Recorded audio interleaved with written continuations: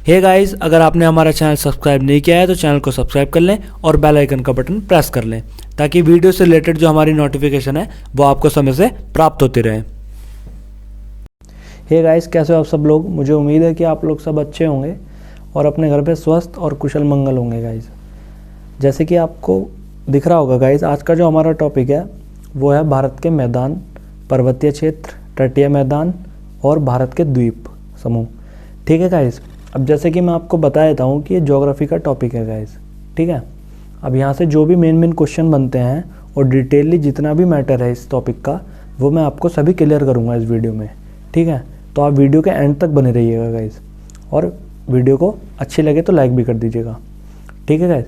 अब इस वीडियो से रिलेटेड जो हमारी PDF होगी गाइस वो मैं आपको टेलीग्राम चैनल पे प्रोवाइड करा दूंगा। अगर आपने हमारा टेलीग्राम चैनल ज्वाइन नहीं किया है तो आप हमारा टेलीग्राम चैनल ज्वाइन कर लीजिएगा। मैं आपको डिस्क्रिप्शन में लिंक डाल दूंगा गाइस। चलिए गाइस, देरी ना करते हुए वीडियो को शुरू करते हैं और टॉपिक को स्टार्ट करते हैं। तो जैसे कि मैं आपको बता देता हूँ गाइस, भारत को मुख्यतः 5 भौतिक भूगोलिक प्रदेशों में विभाजित किया जाता है गाइस। ठीक है। जैसे कि पहला है उत्तर पर्वतीय पर्वतमाला। ठीक है। दूसरा है मैदानी प्रदेश। तीसरा है प्रायद्वीपीय पठारी प्रदेश। ठीक है गाइस। चौथा है तटवर्ती मैदान और पांचवा है जो कि अंतिम है वो है द्वीप समूह। ठीक है गाइस। तो पर्वतीय पर्वतमाला से आशय है कि गाइस जितने भी भारत में पर्वत है, जैसे कि हिमालय है, उसकी 4 पर्वत श्रेणियां हैं। ठीक है। ट्रांस हिमालय, मध्य हिमालय, वृहद हिमालय और शिवालिक पर्वत। ठीक है। और उसमें भी उसके मुख्यतः पार्ट हैं, वो सभी मैं आपको बताऊंगा। और मैदानी प्रदेश से आशय है गाइस जो नदियों द्वारा मिट्टी लाकर निक्षेप की गई है भारत के मध्य क्षेत्र में, तो वहाँ एक विशाल मैदान का निर्माण हुआ है। जैसे कि हमारा यूपी और बिहार, ये वाला हमारा जो क्षेत्र है ये मैदानी क्षेत्र कहा जाता है। ठीक है। अब प्रायद्वीपीय पठार से आशय है कि गाइस प्रायद्वीपीय पठार जैसे कि हमारा दक्कन का पठार है और कच्छ का पठार है। ठीक है। ये सब हमारे पठारी प्रदेश में आते हैं। कच्छ का पठार मैंने गलत बोल दिया है, दक्कन का पठार हमारा मुख्यतः पठार है। ठीक है। ठीक है। उसका जो निर्माण हुआ है गाइस वो ज्वालामुखी के फटने के कारण हुआ है। अब मैं वो भी आपको बताऊंगा कि कैसे कैसे प्रक्रिया हुई थी। ठीक है गाइस। और तटवर्ती मैदान से जो हमारे आशय है गाइस, जितने भी हमारा मैदानी क्षेत्र है, तटीय क्षेत्र है, जो कि हमारी सीमाएं हैं तटीय, जैसे पूर्वी तट है, पश्चिमी तट है, ये मतलब है गाइस इसका। ठीक है। द्वीप समूह से मतलब है गाइस जैसे कि हमारे द्वीप भी हैं, जैसे अंडमान निकोबार है वो हमारा द्वीप है और हमारे देश का हिस्सा है। ठीक है गाइस। लक्षद्वीप है। ठीक है। तो ये हमारे द्वीप हैं। ठीक है गाइस। और इसकी सीमाएं या उससे रिलेटेड जो भी क्वेश्चन होंगे या जो भी टॉपिक होगा मैटर, वो मैं आपको सभी इस वीडियो में क्लियर करने वाला हूँ। तो चलिए गाइस आगे चलते हैं और वीडियो को आगे बढ़ाते हैं। अब जैसे कि मैं आपको बता देता हूँ, भारत का कुल क्षेत्रफल निम्न उच्चावच में आता है। उच्चावच से मतलब है कि गाइस इन जो टॉपिक हैं उस मैटर में आता है, इन टाइप्स में, जैसे कि मैदान हो गया, पठार हो गया, पहाड़ियाँ हो गई और पर्वत हो गया। तो जैसे कि आपको दिख रहा होगा गाइस, मैदान जो है वो 43% भाग है भारत का। पठार जो है गाइस वो 28% भाग है। पहाड़ियाँ 18% में हैं और पर्वत जो हैं वो हैं गाइस 11%। अब पर्वत और पहाड़ियों में क्या अंतर है गाइस, मैं आपको बता देता हूँ। 1000 मीटर से जो ऊपर होता है गाइस वो पर्वत कहलाता है और 1000 मीटर से जो नीचे होता है वो पहाड़ी कहलाती हैं। ठीक है गाइस। उम्मीद करता हूँ कि आपको सब समझ में आ रहा होगा। अब जैसे कि हम वीडियो को आगे बढ़ाते हुए शुरू करते हैं और मैं आपको पहली चीज़ बताने वाला हूँ, उत्तर भारत का विशाल मैदान, इसका निर्माण कैसे हुआ है गाइस। अब जैसे कि मैं आपको बता देता हूँ, नवीनतम भूखंड जिसका निर्माण हिमालय की उत्पत्ति के बाद हिमालय की नदियों द्वारा हुआ है, यानी कि जो हिमालय से निकलने वाली नदियां हैं गाइस उनके द्वारा जो मिट्टी लाई गई और वो लाकर भारत में मध्य में निक्षेप की गई। ठीक है।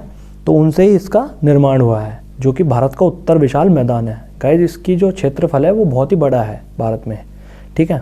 अब नदियों से आशय है कि जैसे सिंधु नदी हो गई, गंगा, ब्रह्मपुत्र, ये प्रमुख भाग में आकर निक्षेप करती हैं, जिसमें सतलज, ब्यास का मैदान, गंगा का मैदान, उसकी सहायक नदियाँ जितनी भी नदियों की हैं उनसे निर्मित जो मैदान है वो भारत के उत्तर और विशाल मैदान में आती हैं गाइस। विशाल मतलब उत्तर भारत का विशाल मैदान है, इसलिए मैं ऐसे बोल रहा हूँ, ठीक है।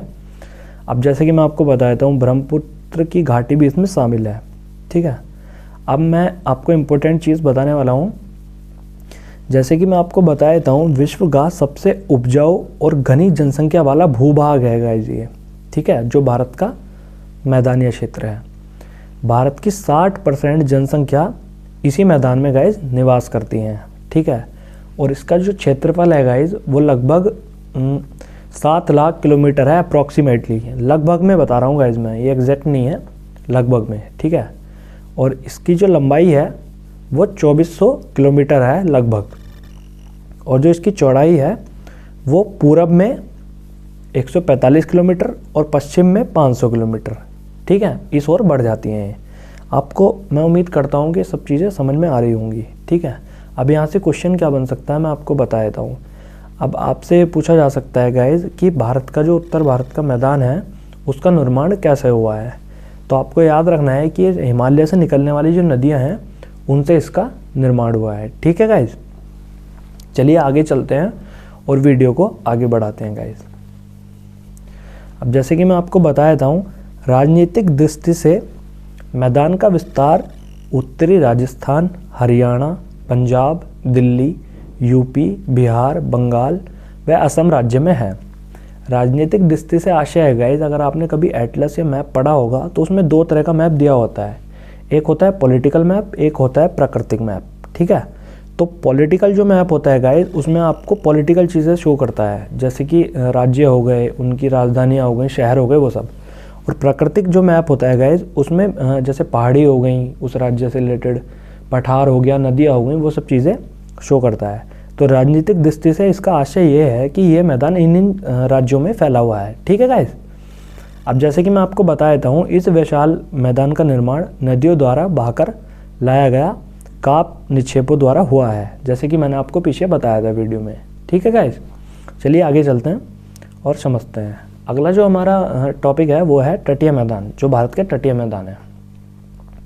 अब जैसे कि मैं आपको बता देता हूँ, समुद्र द्वारा किए गए अपर्दन व नदियों द्वारा लाए गए जलोढ़ निक्षेप, ठीक है, द्वारा तटीय मैदानों का निर्माण हुआ है। अपर्दन से आशय है गाइस, जैसे नदियाँ बहती हैं ना और उसमें पत्थर या पहाड़ से टकराती हैं, उससे होकर गुजरती हैं, तो उससे घिसावट होती है, ठीक है, उसी को अपर्दन कहा जाता है हिंदी में, ठीक है गाइस। और निक्षेपण से आशय है कि जो अपर्दन से वो रेत या मिट्टी या कचड़ा अपने साथ लाकर बहाती है, उसे लाकर जब वो एक तट पर निक्षेप कर देती है तो उसे निक्षेपण कहते हैं, ठीक है गाइस। तो इसे जलोढ़ निक्षेप या कीचड़ द्वारा इन तटीय मैदानों का निर्माण हुआ है। जलोढ़ जो है, जैसे कि मैंने आपको एक वीडियो में बताया है, मिट्टी का एक वैरायटी या टाइप है, ठीक है, ये उसी को जलोढ़ कहा जाता है। तो इस तटीय मैदानों का निर्माण उससे हुआ है, जैसे कि मैंने आपको बताया है गाइस। अब मैं आपको आगे बताता हूँ, तटीय मैदान को 2 प्रमुख भागों में गाइस बांटा जाता है। जैसे हमारा पहला भाग है पश्चिमी तटीय मैदान। पश्चिमी तटीय मैदान से आशय है गाइस, जो हमारा पश्चिमी क्षेत्र है, जैसे महाराष्ट्र वाला हो गया, गुजरात, महाराष्ट्र, केरल तक, ये हमारा पश्चिमी तट है, ठीक है गाइस। और दूसरा है पूर्वी तट। पूर्वी तट वाला जो हमारा क्षेत्र है वो है ये उड़ीसा, आंध्र प्रदेश, तमिलनाडु। आप भौगोलिक स्थिति के हिसाब से समझ पा रहे होंगे जो मैं आपको बता रहा हूँ गाइस, ठीक है, अगर आपने मैप को समझा है तो। बाकी मैं आपको बता देता हूँ मैप के द्वारा भी, जैसे कि मैंने आपको ये दिखाया मैप, इसके द्वारा आप समझिएगा, ठीक है। जो इसमें पश्चिम की ओर राज्य हैं ये तो हैं पश्चिमी तटीय मैदान, ठीक है। और जो पूर्व की एरिया वाला एरिया है ये तमिलनाडु वाला, और ऊपर तक ये है पूर्वी तटीय मैदान, ठीक है गाइस। अब जैसे कि मैं आपको आगे ले चलता हूँ गाइस, जो है मैं इन दोनों तटीय मैदानों के बारे में डीपली बताऊँगा आपको, ठीक है। तो पहला जो हमारा मैदान है वो है पश्चिमी तटीय मैदान। अब जैसे कि मैं आपको बता देता हूँ, पश्चिमी तटीय मैदान की नदियाँ डेल्टा का निर्माण नहीं करती हैं, ठीक है। डेल्टा जैसे कि मैंने आपको बताया है कि नदियाँ जो कचड़ा लाती हैं उसको निक्षेप करती हैं, उसे निक्षेप करने के द्वारा एक डेल्टा का निर्माण हो जाता है। जैसे भारत में सुंदरवन का डेल्टा है, ठीक है। और डेल्टा की जगह ज्वारमुख का निर्माण करती हैं। ज्वारमुख से आशय है गाइस एस्चुरी बनाती हैं। एस्चुरी से आशय है गाइस कि 2 पहाड़ियों के बीच में से जो नदियाँ होकर बहती हैं, ठीक है, वो नदियाँ एस्चुरी बनाती हैं, ठीक है। जैसे कि जो भारत में मुख्यतः मैं आपको बता देता हूँ, भारत में मुख्यतः दो ही नदी एस्चुरी बनाती हैं। अब दो नदी कैसे बनाती हैं वो एस्चुरी? भारत की मुख्यतः जितनी भी नदी हैं गाइज वो पूरब की ओर जाकर गिरती हैं, यानी कि उनका मुहाना पूरब में है, यानी कि बंगाल की खाड़ी में है। लेकिन दो नदी ऐसी हैं जिनका मुहाना पश्चिमी तट में यानी कि अरब सागर में वो गिरती हैं, ठीक है। और वो दो नदी कौन सी हैं वो आपको बता देता हूँ, एक है ताप्ती और दूसरी है गोदावरी, ठीक है गाइज। तो आपको डेल्टा और एस्चुरी में भी फ़र्क पता चल गया होगा कि दोनों में क्या फ़र्क होता है, ठीक है।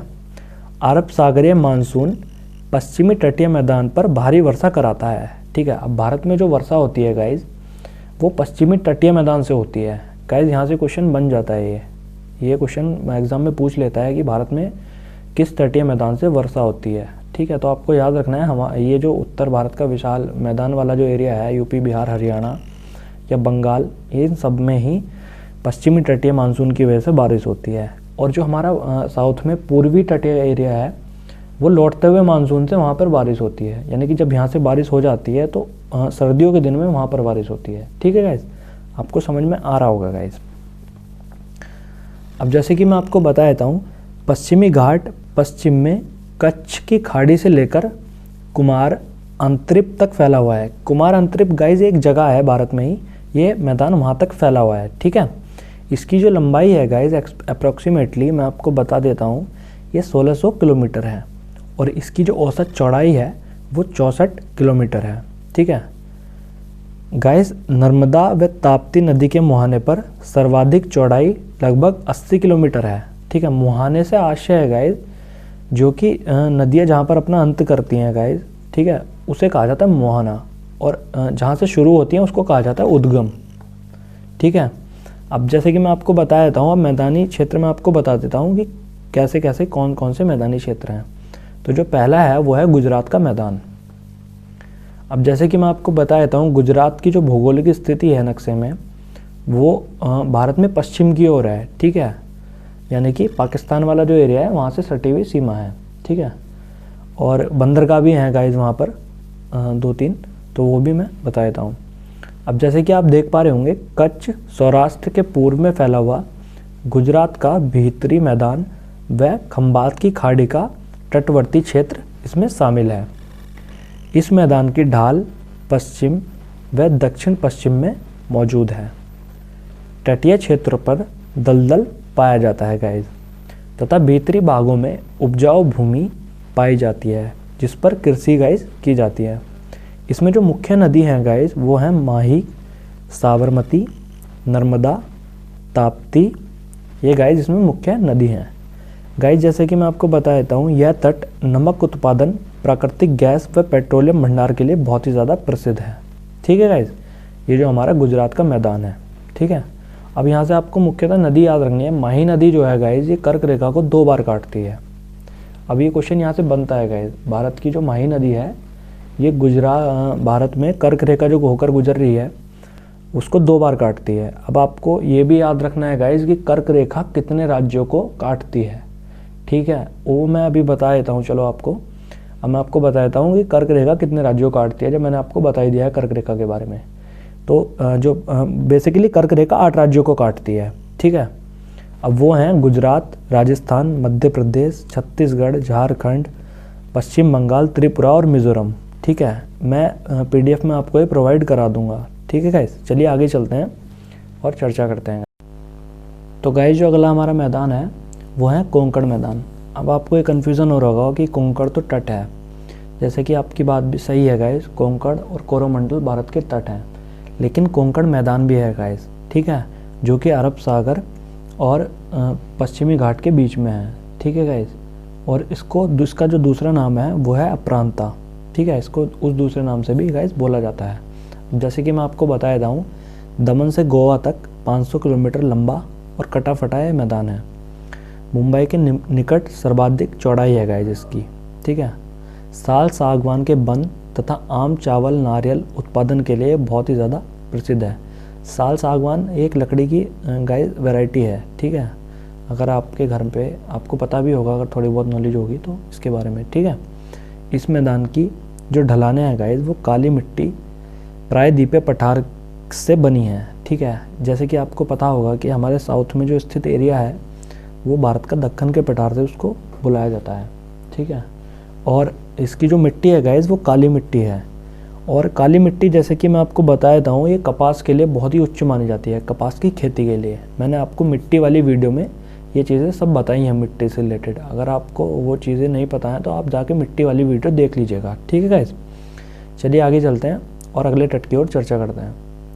तो जो हमारा तट है गाइस अगला, वो है मालाबार तट, ठीक है। अब जैसे कि मैं आपको बता देता हूँ गाइस, ये बहुत ही ज़्यादा इंपॉर्टेंट है एग्ज़ाम के पॉइंट ऑफ व्यू से। गाइस गोवा से लेकर मैंगलोर तक 225 किलोमीटर लंबा यह तट है। इस क्षेत्र में गाइस लेटराइट पहाड़ियाँ पाई जाती हैं। गाइस लेटराइट एक मिट्टी की भी वैरायटी होती है।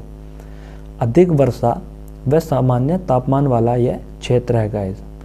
इसमें जो है गाइस सुपारी, गरम मसाले, केला, आम, नारियल, चावल, इसके लिए गाइस इसके उत्पादन के लिए बहुत ही प्रसिद्ध है, ठीक है। चलिए गाइस आगे चलते हैं और चर्चा करते हैं आगे। अगला जो है गाइस वो है दक्षिण तटीय मैदान या केरल तटीय मैदान, ठीक है। 2 नाम है इसके। अब जैसे कि मैं आपको बता देता हूँ, ये मैंगलोर से कुमारी अंतरिप तक 500 किलोमीटर यह लंबा है, ठीक है। इसमें गाइस नारियल, चावल, सुपारी, केला, गरम मसाला उत्पादन के लिए बहुत ही ज़्यादा गाइस प्रसिद्ध है, ठीक है। यहाँ से गाइस इससे क्वेश्चन इतना नहीं पूछता है, ठीक है। जो क्वेश्चन पूछता है वो मैंने आपको बताया कि एग्जाम के पॉइंट ऑफ व्यू से क्या इंपॉर्टेंट है, या जो चीज़ें मैंने आपको डीपली बताई हैं वो चीज़ें गाइस इंपॉर्टेंट है, वो आपको याद रखनी है, ठीक है गाइस। नदियों के मुहाने पर बालू जमा होने से सर्पिलाकार झीलों का निर्माण होता है, ठीक है। उन्हें स्थानीय भाषा में गाइस लैगून या कायल कहा जाता है, ठीक है। अब सर्पिलाकार से आशय गाइस जो कि सांप के आकार की जो आकृति होती है उसको सर्पिलाकार कहा जाता है, ठीक है।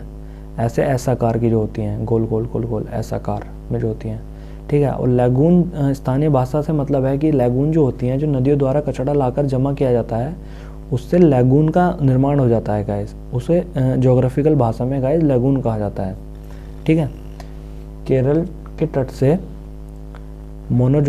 तो गाइस जैसे कि मैं आपको बता देता हूँ, नदियों और समुद्र के द्वारा जो कचरा होता है उसी को ज्योग्राफिकल भाषा में लैगून कहा जाता है, ठीक है। और दूसरी चीज़ मैं आपको बताता हूँ, केरल तट से मोनोजाइट नामक परमाणु खनिज भी गाइस प्राप्त हुए हैं, ठीक है। चलिए आगे चलते हैं और चर्चा करते हैं पूर्वी तटीय मैदान के बारे में, ठीक है। पूर्वी तटीय मैदान से आशय है गाइस ये उड़ीसा, आंध्र प्रदेश, तमिलनाडु वाला क्षेत्र। जैसे कि मैं आपको बता देता हूँ, स्वर्णरेखा नदी से कुमारी अंतरिप तक पश्चिमी तट की अपेक्षा ये बहुत ही अधिक चौड़ा है गाइस, ठीक है। ये वाला जो मैदान है, पूर्वी तटीय के मैदान की नदियाँ तीव्रगामी नहीं होने के कारण ये डेल्टा का निर्माण करती हैं। अब जैसे कि मैंने आपको पीछे बताया था कि जितनी भी नदियाँ पूर्वी तट की ओर गिरती हैं, यानी कि उनका मुहाना जितनी नदियों का भी पूर्वी तट की ओर है, वो एक डेल्टा का निर्माण करती हैं, ठीक है। और जैसे कि मैं आपको बता देता हूँ, पूर्वी तटीय मैदान के निम्न 3 भाग हैं। पहला है उत्कल का मैदान, ठीक है। अब जैसे कि मैं आपको बता देता हूँ, ये उड़ीसा में 400 किलोमीटर लंबा स्वर्णरेखा नदी से विशाखापट्टनम आंध्र प्रदेश तक सीधा व सपाट है, ठीक है। चिल्का झील जो है गाइस उड़ीसा में, वो इसी तट पर स्थित है, जो कि उत्कल मैदान तट है, ठीक है। अगला जो तट है गाइस वो है आंध्र का मैदान, आंध्र तट मैदान, ठीक है, या उत्तर सरकार तट कह लीजिएगा इसको। जैसे कि मैं इसके बारे में आपको बता देता हूँ, विशाखापट्टनम से पुलकित झील तक गोदावरी व कृष्णा नदी डेल्टा विशाखापट्टनम में मछलीपट्टनम बंदरगाह इसी तट पर स्थित है, ठीक है। अब इससे आशय है गाइस कि विशाखापट्टनम से पुलकित जो झील है गाइस, ये वहाँ तक स्थित है, और गोदावरी व कृष्णा नदी द्वारा इस तट पर गाइस डेल्टा का निर्माण किया जाता है, ठीक है गाइस। और विशाखापट्टनम जो कि भारत का सबसे गहरा बंदरगाह है, और मछलीपट्टनम बंदरगाह वो इसी तट पर स्थित है। अगला है गाइस हमारा तमिलनाडु मैदान, या इसको कह देते हैं कोरोमंडल तट। गाइस ये एग्जाम के पॉइंट ऑफ व्यू से बहुत ही ज़्यादा इंपॉर्टेंट है। अब जैसे कि मैं आपको बता देता हूँ, पुलकित झील से कन्याकुमारी तक 675 किलोमीटर यह गाइस लंबा है। पुलकित झील से मध्य में श्री हरिकोटा द्वीप गाइस स्थित है। यह तट कावेरी नदी के किनारे 130 किलोमीटर चौड़ा है गाइस, और इसकी जो औसत चौड़ाई है यानी कि एवरेज वो 100 किलोमीटर है। चावल इस क्षेत्र की गाइस प्रमुख फसल है। अब श्री हरिकोटा जो द्वीप है गाइस, आपको पता होगा गाइस कि जो भारत इसरो वो यहीं से अपना जो रॉकेट और मिसाइल लॉन्चिंग होती है वो यहीं से करता है, ठीक है, ये आपको याद रखना है। और ये गाइस आंध्र प्रदेश में स्थित है, श्रीहरिकोटा द्वीप, आपको ये याद रखना है गाइस, ये इम्पोर्टेंट है गाइस। और अभी हाल ही में करंट के हिसाब से अगर इसरो का देखा जाए तो उनके जो चीफ हैं वो चेंज कर दिए गए हैं, ठीक है। पहले के सिवान थे, अब सोमनाथ जी हैं, ठीक है। आगे चर्चा करते हैं गाइस। उपयुक्त तीनों तटों पर लैगून झीलें पाई जाती हैं। लैगून झीलों के बारे में मैं आपको बता चुका हूँ कि इनको कैसे इनका निर्माण होता है, क्या इनको कैसे बोला जाता है, ठीक है गाइस। चलिए गाइस, वीडियो को यहीं पे ख़त्म करते हैं और टॉपिक को समाप्त करते हैं। गाइस अगर आपको हमारा टॉपिक पसंद आया हो, ठीक है, तो वीडियो को लाइक, चैनल को सब्सक्राइब और वीडियो को शेयर ज़रूर कर दीजिएगा। और आपके जो भी डाउट हो गाइस कमेंट सेक्शन में डाल दीजिएगा, ठीक है। और चैनल को गाइस ज़्यादा से ज़्यादा शेयर कीजिएगा, ठीक है, उससे हमें मोटिवेशन मिलेगा। चलिए गाइस, मिलते हैं अगली वीडियो में। Thank you for watching.